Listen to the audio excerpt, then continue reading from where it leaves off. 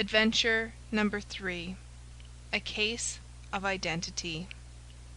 "My dear fellow," said Sherlock Holmes, as we sat on either side of the fire in his lodgings at Baker Street, "life is infinitely stranger than anything which the mind of man could invent.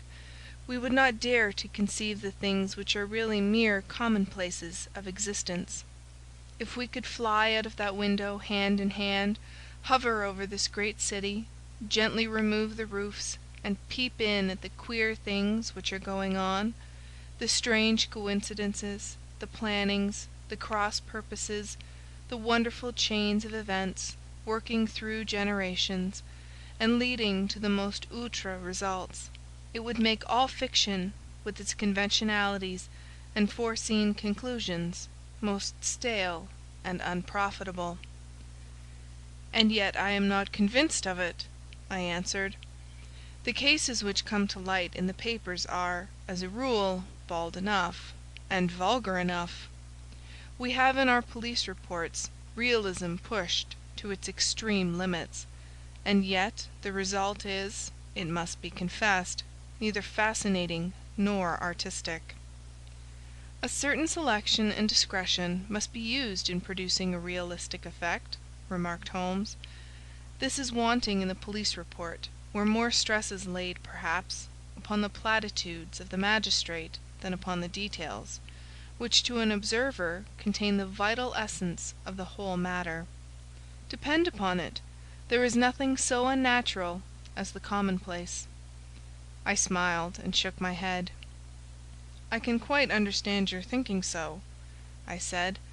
"Of course, in your position of unofficial adviser and helper to everybody who is absolutely puzzled, throughout 3 continents, you are brought in contact with all that is strange and bizarre. But here—" I picked up the morning paper from the ground. "Let us put it to a practical test. Here is the first heading upon which I come: 'A husband's cruelty to his wife.' There is half a column of print, but I know without reading it that it is all perfectly familiar to me. There is, of course, the other woman, the drink, the push, the blow, the bruise, the sympathetic sister or landlady. The crudest of writers could invent nothing more crude." "Indeed, your example is an unfortunate one for your argument," said Holmes, taking the paper and glancing his eye down it. "This is the Dundas separation case, and, as it happens, I was engaged in clearing up some small points in connection with it. The husband was a teetotaler, and there was no other woman, and the conduct complained of was that he had drifted into the habit of winding up every meal by taking out his false teeth and hurling them at his wife, which, you will allow, is not an action likely to occur to the imagination of the average story-teller. Take a pinch of snuff, doctor, and acknowledge that I have scored over you in your example." He held out his snuff-box of old gold, with a great amethyst in the centre of the lid. Its splendour was in such contrast to his homely ways and simple life that I could not help commenting upon it. "Ah," said he, "I forgot that I had not seen you for some weeks. It is a little souvenir from the King of Bohemia, in return for my assistance in the case of the Irene Adler papers." "And the ring?" I asked, glancing at a remarkable brilliant which sparkled upon his finger. "It was from the reigning family of Holland, though the matter in which I served them was of such delicacy that I cannot confide it even to you, who have been good enough to chronicle 1 or 2 of my little problems." "And have you any on hand just now?" I asked with interest. "Some 10 or 12, but none which present any feature of interest. They are important, you understand, without being interesting. Indeed, I have found that it is usually in unimportant matters that there is a field for the observation, and for the quick analysis of cause and effect which gives the charm to an investigation. The larger crimes are apt to be the simpler, for the bigger the crime, the more obvious, as a rule, is the motive. In these cases, save for one rather intricate matter which has been referred to me from Marseilles, there is nothing which presents any features of interest. It is possible, however, that I may have something better before very many minutes are over, for this is one of my clients, or I am much mistaken." He had risen from his chair, and was standing between the parted blinds, gazing down into the dull, neutral-tinted London street. Looking over his shoulder, I saw that on the pavement opposite there stood a large woman with a heavy fur boa round her neck, and a large curling red feather in a broad-brimmed hat, which was tilted in a coquettish Duchess of Devonshire fashion over her ear. From under this great panoply she peeped up in a nervous, hesitating fashion at our windows, while her body oscillated backward and forward, and her fingers fidgeted with her glove buttons. Suddenly, with a plunge, as of the swimmer who leaves the bank, she hurried across the road, and we heard the sharp clang of the bell. "I have seen those symptoms before," said Holmes, throwing his cigarette into the fire. "Oscillation upon the pavement always means an affaire de coeur. She would like advice, but she is not sure that the matter is not too delicate for communication. And yet, even here we may discriminate. When a woman has been seriously wronged by a man she no longer oscillates, and the usual symptom is a broken bell-wire. Here we may take it that there is a love matter, but that the maiden is not so much angry as perplexed or grieved. But here she comes in person to resolve our doubts." As he spoke, there was a tap at the door, and the boy in buttons entered to announce Miss Mary Sutherland, while the lady herself loomed behind his small black figure like a full-sailed merchantman behind a tiny pilot-boat. Sherlock Holmes welcomed her with the easy courtesy for which he was remarkable, and, having closed the door and bowed her into an armchair, he looked her over in the minute and yet abstracted fashion which was peculiar to him. "Do you not find," he said, "that with your short sight it is a little trying to do so much typewriting?" "I did at first," she answered, "but now I know where the letters are without looking." Then, suddenly realizing the full purport of his words, she gave a violent start and looked up, with fear and astonishment upon her broad, good-humoured face. "You have heard about me, Mr. Holmes?" she cried. "Else how could you know all that?" "Never mind," said Holmes, laughing. "It is my business to know things. Perhaps I have trained myself to see what others overlook. If not, why should you come to consult me?" "I came to you, sir, because I heard of you from Mrs. Etheridge, whose husband you found so easy when the police and everyone had given him up for dead. Oh, Mr. Holmes, I wish you would do as much for me.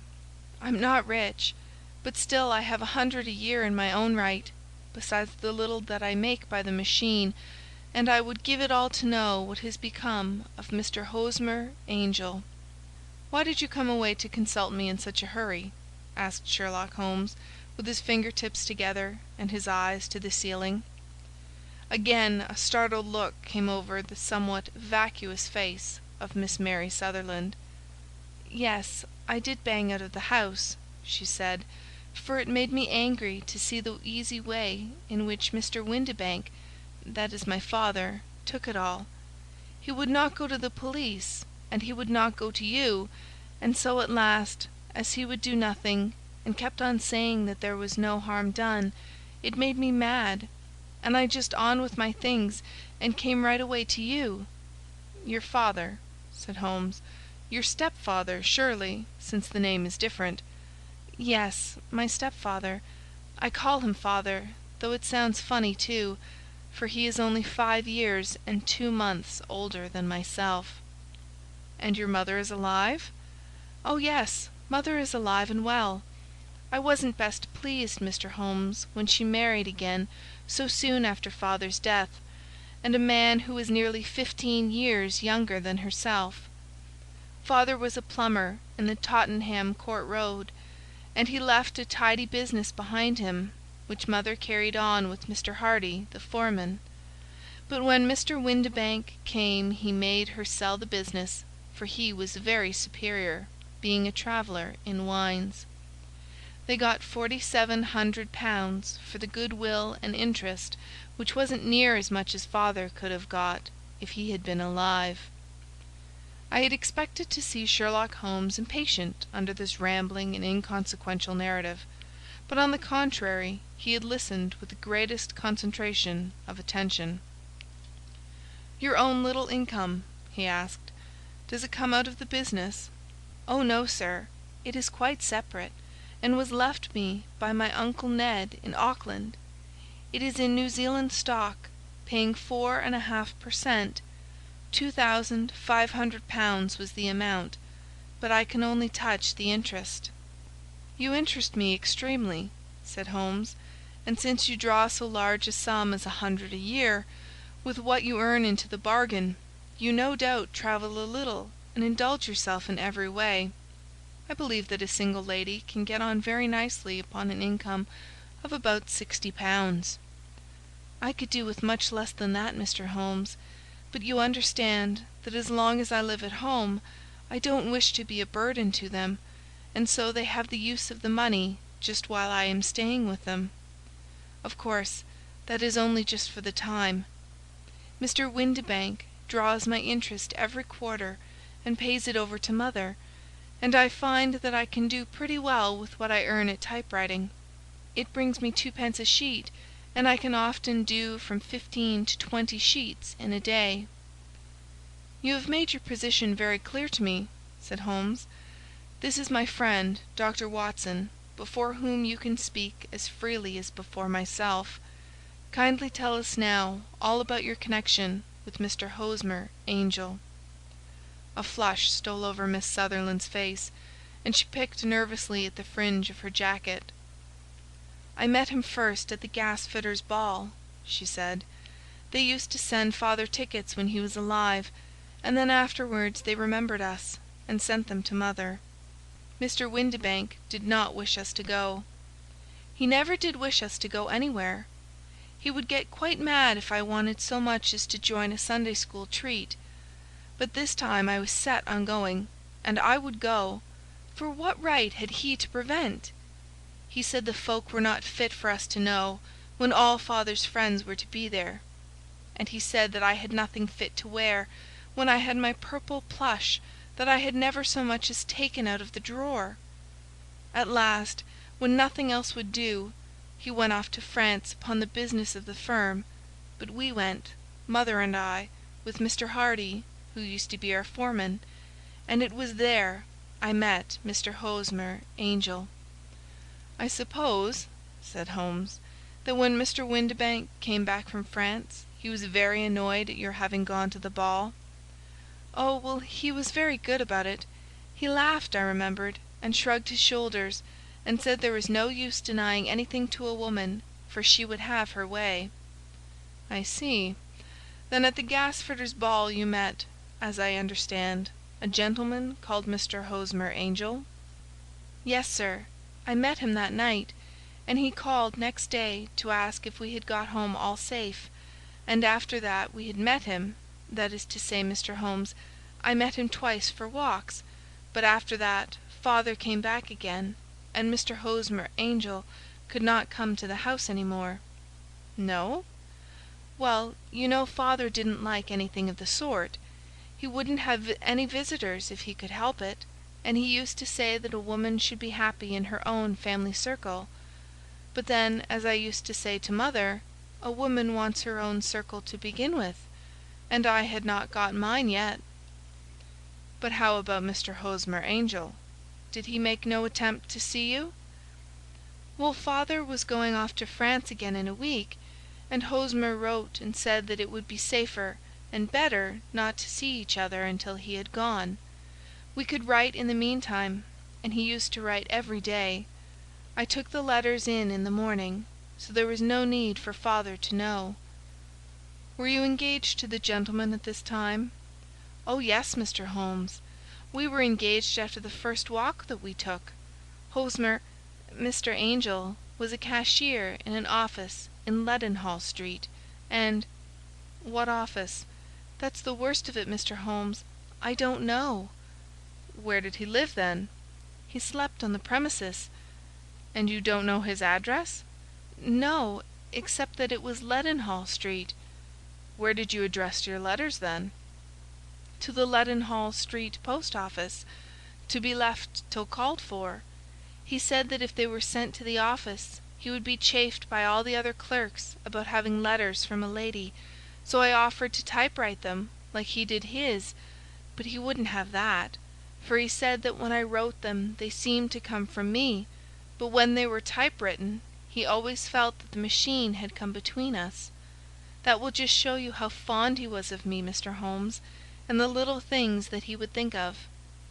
"It was most suggestive," said Holmes. "It has long been an axiom of mine that the little things are infinitely the most important. Can you remember any other little things about Mr. Hosmer Angel?" "He was a very shy man, Mr. Holmes. He would rather walk with me in the evening than in the daylight, for he said that he hated to be conspicuous. Very retiring and gentlemanly he was. Even his voice was gentle. He'd had the quinsy and swollen glands when he was young, he told me, and it had left him with a weak throat and a hesitating, whispering fashion of speech. He was always well dressed, very neat and plain, but his eyes were weak, just as mine are, and he wore tinted glasses against the glare." "Well, and what happened when Mr. Windibank, your stepfather, returned to France?" "Mr. Hosmer Angel came to the house again, and proposed that we should marry before father came back. He was in dreadful earnest, and made me swear, with my hands on the testament, that whatever happened I would always be true to him. Mother said he was quite right to make me swear, and that it was a sign of his passion. Mother was all in his favour from the first, and was even fonder of him than I was. Then, when they talked of marrying within the week, I began to ask about father, but they both said never to mind about father, but just to tell him afterwards, and mother said she would make it all right with him. I didn't quite like that, Mr. Holmes. It seemed funny that I should ask his leave, as he was only a few years older than me, but I didn't want to do anything on the sly, so I wrote to father at Bordeaux, where the company has its French offices, but the letter came back to me on the very morning of the wedding." "It missed him, then?" "Yes, sir, for he had started to England just before it arrived." "Ha! That was unfortunate. Your wedding was arranged, then, for the Friday. Was it to be in church?" "Yes, sir, but very quietly. It was to be at St. Saviour's, near King's Cross, and we were to have breakfast afterwards at the St. Pancras Hotel. Hosmer came for us in a hansom, but as there were two of us, he put us both into it and stepped himself into a four-wheeler, which happened to be the only other cab in the street. We got to the church first, and when the four-wheeler drove up, we waited for him to step out, but he never did, and when the cabman got down from the box and looked, there was no one there. The cabman said that he could not imagine what had become of him, for he had seen him get in with his own eyes. That was last Friday, Mr. Holmes, and I have never seen or heard anything since then to throw any light upon what became of him." "It seems to me that you have been very shamefully treated," said Holmes. "Oh, no, sir. He was too good and kind to leave me so. Why, all the morning he was saying to me that, whatever happened, I was to be true, and that even if something quite unforeseen occurred to separate us, I was always to remember that I was pledged to him, and that he would claim his pledge sooner or later. It seemed strange talk for a wedding morning, but what has happened since gives a meaning to it." "Most certainly it does. Your own opinion is, then, that some unforeseen catastrophe has occurred to him?" "Yes, sir. I believe that he foresaw some danger, or else he would not have talked so. And then I think that what he foresaw happened." "But you have no notion as to what it could have been?" "None." "One more question. How did your mother take the matter?" "She was angry, and said that I was never to speak of the matter again." "And your father? Did you tell him?" "Yes, and he seemed to think, with me, that something had happened, and that I should hear of Hosmer again. As he said, what interest could anyone have in bringing me to the doors of the church, and then leaving me? Now, if he had borrowed my money, or if he had married me and got my money settled on him, there might be some reason. But Hosmer was very independent about money, and never would look at a shilling of mine. And yet what could have happened? And why could he not write? Oh, it drives me half mad to think of it, and I can't sleep a wink at night." She pulled a little handkerchief out of her muff, and began to sob heavily into it. "I shall glance into the case for you," said Holmes, rising, "and I have no doubt that we shall reach some definite result. Let the weight of the matter rest upon me now, and do not let your mind dwell upon it further. Above all, try to let Mr. Hosmer Angel vanish from your memory, as he has done from your life."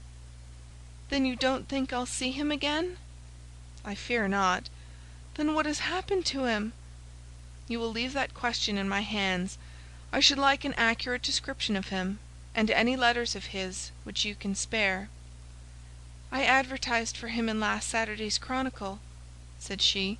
"Here is the slip, and here are 4 letters from him." "Thank you. And your address?" 31 Lyon Place, Camberwell. "Mr. Angel's address you never had, I understand. Where is your father's place of business?" "He travels for Westhouse and Marbank, the great claret importers of Fenchurch Street." "Thank you. You have made your statement very clearly. You will leave the papers here, and remember the advice which I have given you. Let the whole incident be a sealed book, and do not allow it to affect your life." "You are very kind, Mr. Holmes, but I cannot do that. I shall be true to Hosmer. He shall find me ready when he comes back." For all the preposterous hat and the vacuous face, there was something noble in the simple faith of our visitor which compelled our respect. She laid her little bundle of papers upon the table, and went her way, with a promise to come again whenever she might be summoned. Sherlock Holmes sat silent for a few minutes, with his finger-tips still pressed together, his legs stretched out in front of him, and his gaze directed upward to the ceiling. Then he took down from the rack the old and oily clay pipe, which was to him as a counsellor, and, having lit it, he leaned back in his chair, with the thick blue cloud-wreaths spinning up from him, and a look of infinite languor upon his face. "Quite an interesting study, that maiden," he observed. "I found her more interesting than her little problem, which, by the way, is rather a trite one. You will find parallel cases, if you consult my index, in Andover in '77. And there was something of the sort at The Hague last year. Old as is the idea, however, there were 1 or 2 details which were new to me, but the maiden herself was most instructive." "You appeared to read a good deal upon her, which was quite invisible to me," I remarked. "Not invisible, but unnoticed, Watson. You did not know where to look, and so you missed all that was important. I can never bring you to realize the importance of sleeves, the suggestiveness of thumbnails, or the great issues that may hang from a bootlace. Now, what did you gather from that woman's appearance? Describe it." "Well, she had a slate-coloured, broad-brimmed straw hat, with a feather of a brickish red. Her jacket was black, with black beads sewn upon it, and a fringe of little black jet ornaments. Her dress was brown, rather darker than coffee colour, with a little purple plush at the neck and sleeves. Her gloves were greyish, and were worn through at the right forefinger. Her boots I didn't observe. She had small, round, hanging gold earrings, and a general air of being fairly well-to-do in a vulgar, comfortable, easy-going way." Sherlock Holmes clapped his hands softly together and chuckled. "Upon my word, Watson, you are coming along wonderfully. You have really done very well indeed. It is true that you have missed everything of importance, but you have hit upon the method, and you have a quick eye for colour. Never trust to general impressions, my boy, but concentrate yourself upon details." My first glance is always at a woman's sleeve. In a man it is perhaps better first to take the knee of the trouser. As you observe, this woman had plush upon her sleeves, which is a most useful material for showing traces. The double line a little above the wrist, where the typewriter presses against the table, was beautifully defined. The sewing machine of the hand type leaves a similar mark, but only on the left arm, and on the right of it farthest from the thumb, instead of being right across the broadest part, as this was. I then glanced at her face, and observing the dint of a pince nez at either side of her nose, I ventured a remark upon short sight and typewriting, which seemed to surprise her. It surprised me. But surely it was obvious. I was then much surprised and interested on glancing down to observe that, though the boots which she was wearing were not unlike each other, they were really odd ones, the one having a slightly decorated toe-cap, and the other a plain one. One was buttoned only in the 2 lower buttons out of 5, and the other at the 1st, 3rd, and 5th. Now when you see that a young lady, otherwise neatly dressed, has come away from home with odd boots, half buttoned, it is no great deduction to say that she came away in a hurry. "And what else?" I asked, keenly interested, as I always was, by my friend's incisive reasoning. I noted in passing that she had written a note before leaving home, but after being fully dressed. You observed that her right glove was torn at the forefinger, but you did not apparently see that both glove and finger were stained with violet ink. She had written in a hurry and dipped her pen too deep. It must have been this morning, or the mark would not remain clear upon the finger. All this is amusing, though rather elementary, but I must go back to business, Watson. Would you mind reading me the advertised description of Mr. Hosmer Angel? I held the little printed slip to the light.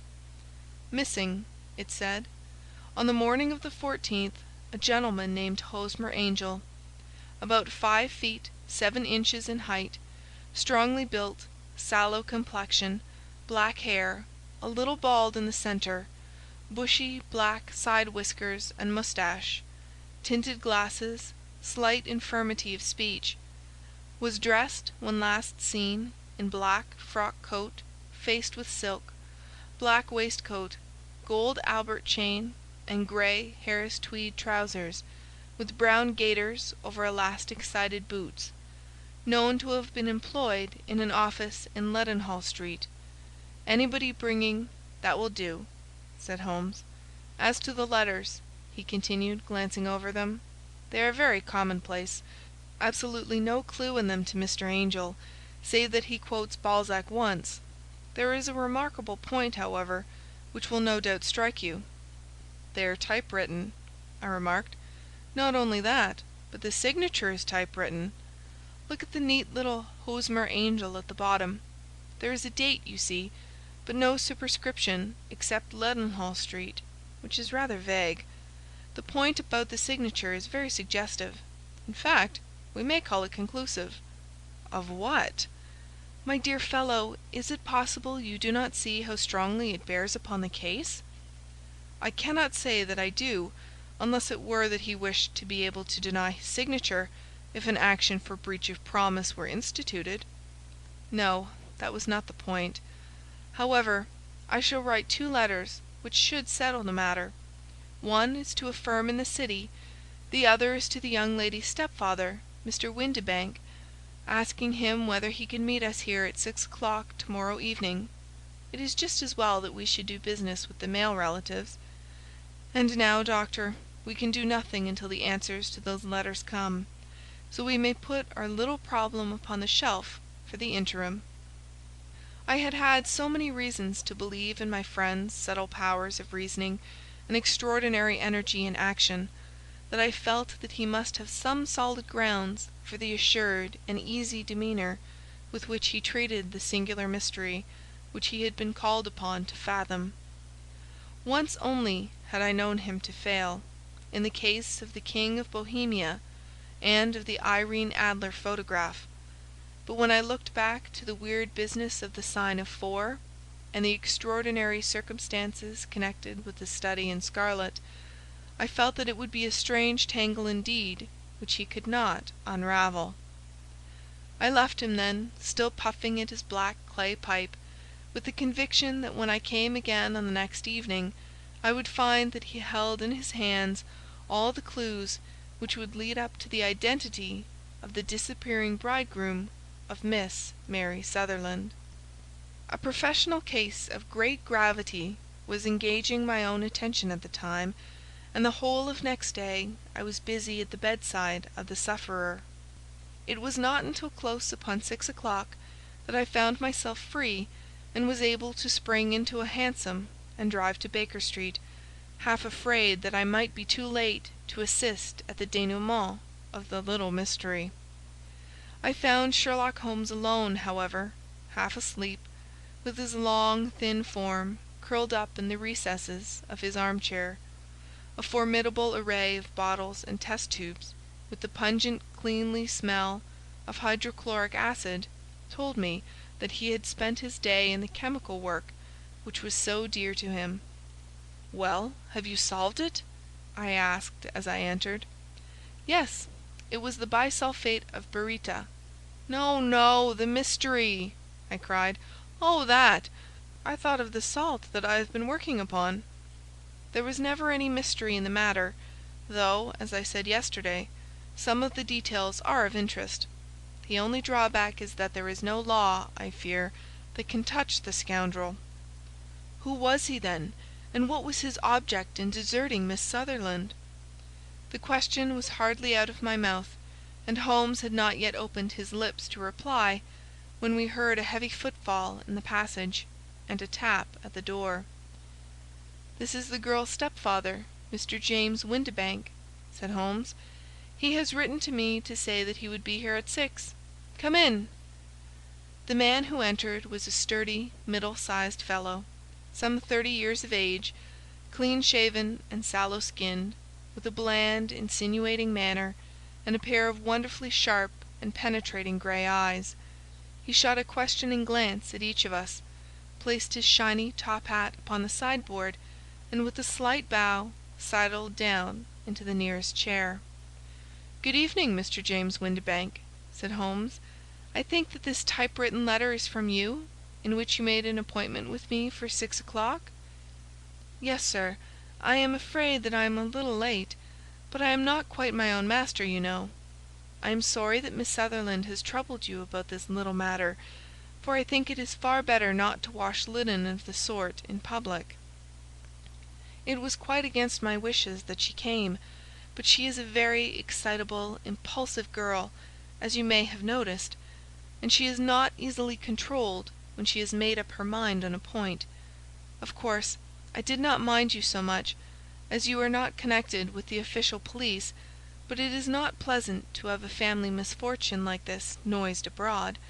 Besides, it is a useless expense, for how could you possibly find this Hosmer angel?"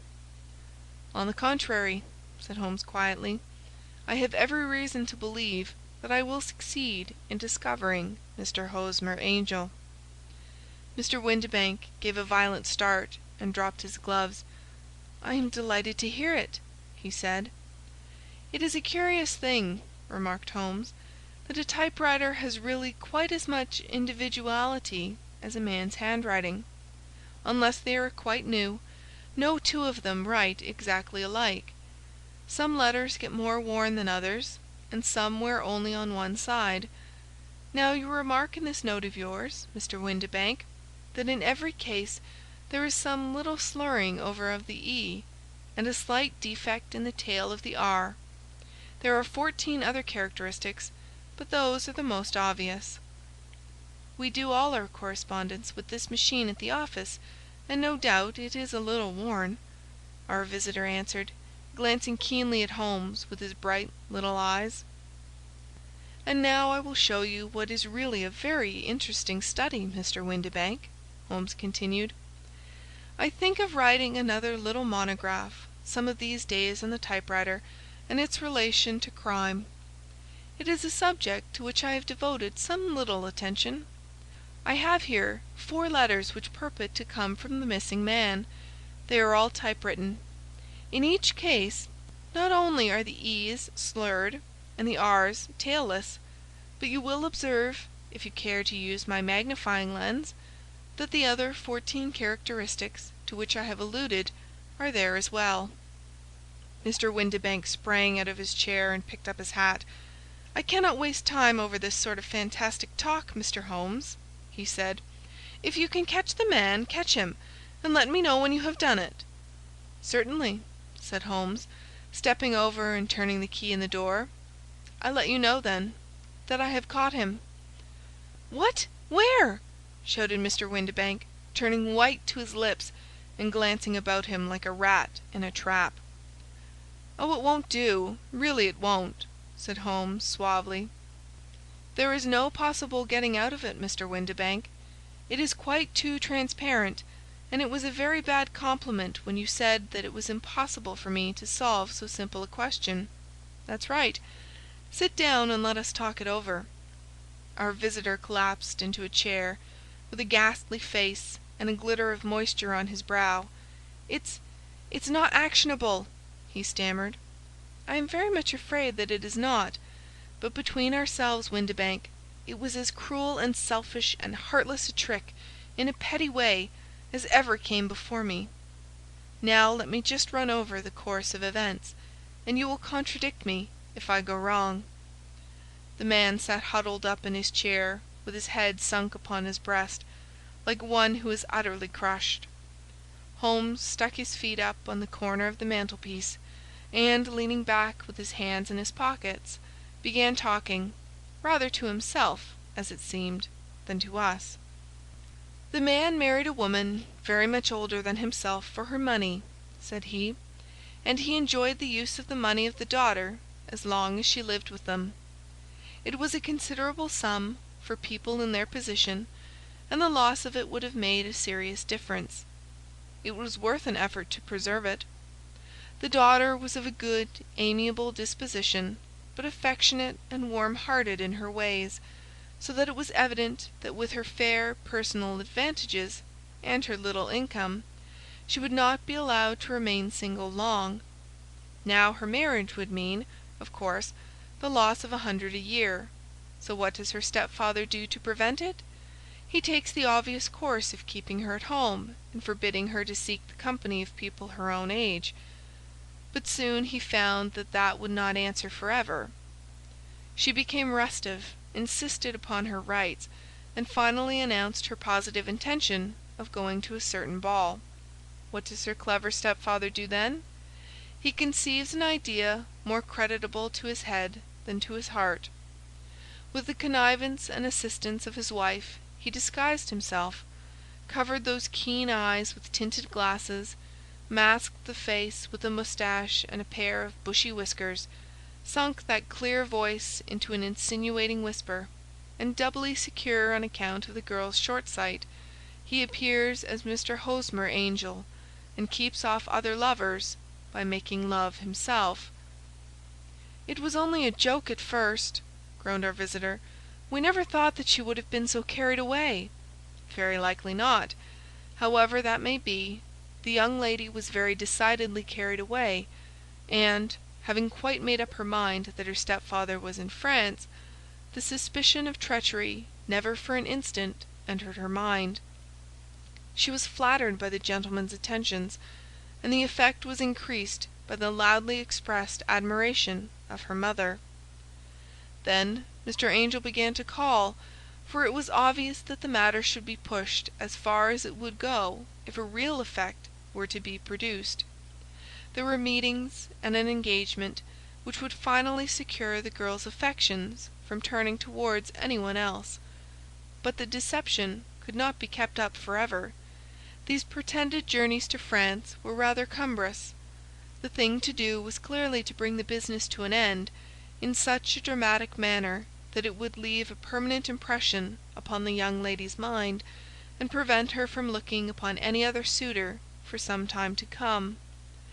Hence those vows of fidelity exacted upon a testament, and hence also the allusions to a possibility of something happening on the very morning of the wedding.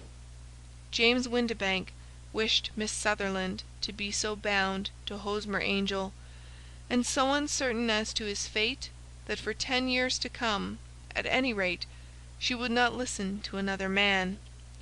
As far as the church door he brought her, and then, as he could go no farther, he conveniently vanished away, by the old trick of stepping in at one door of a four-wheeler, and out at the other. I think that was the chain of events, Mr. Windibank." Our visitor had recovered something of his assurance while Holmes had been talking, and he rose from his chair now with a cold sneer upon his pale face. "It may be so, or it may not, Mr. Holmes," said he. "But if you are so very sharp, you ought to be sharp enough to know that it is you who are breaking the law now, and not me. I have done nothing actionable from the first, but as long as you keep that door locked, you lay yourself open to an action for assault and illegal constraint." "The law cannot, as you say, touch you," said Holmes, unlocking and throwing open the door. "Yet there never was a man who deserved punishment more. If the young lady has a brother or a friend, he ought to lay a whip across your shoulders. By Jove!" he continued, flushing up at the sight of the bitter sneer upon the man's face, "it is not part of my duties to my client, but here's a hunting crop handy, and I think I shall just treat myself to—" He took 2 swift steps to the whip, but before he could grasp it, there was a wild clatter of steps upon the stairs, the heavy hall door banged, and from the window we could see Mr. James Windibank running at the top of his speed down the road. "There's a cold-blooded scoundrel," said Holmes, laughing, as he threw himself down into his chair once more. "That fellow will rise from crime to crime, until he does something very bad and ends on a gallows. The case has, in some respects, been not entirely devoid of interest." "I cannot now entirely see all the steps of your reasoning," I remarked. "Well, of course it was obvious from the first that this Mr. Hosmer Angel must have some strong object for his curious conduct, and it was equally clear that the only man who really profited by the incident, as far as we could see, was the stepfather.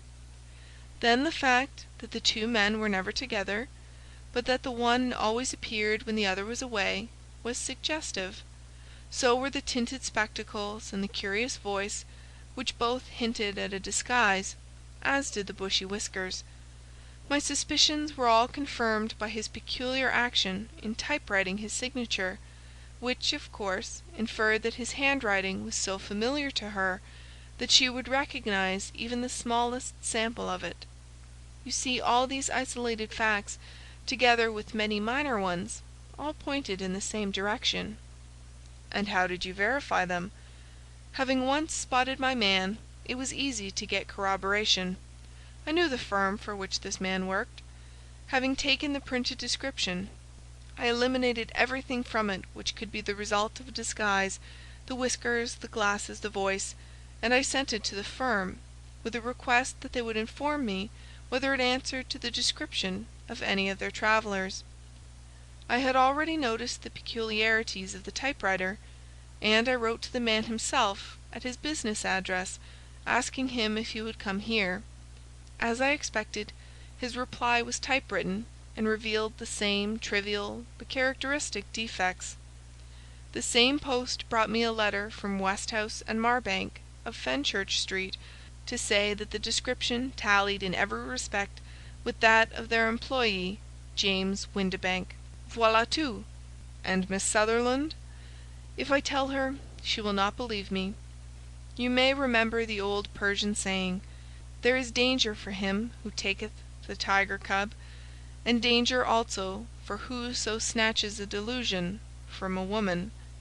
There is as much sense in Hafiz as in Horace, and as much knowledge of the world."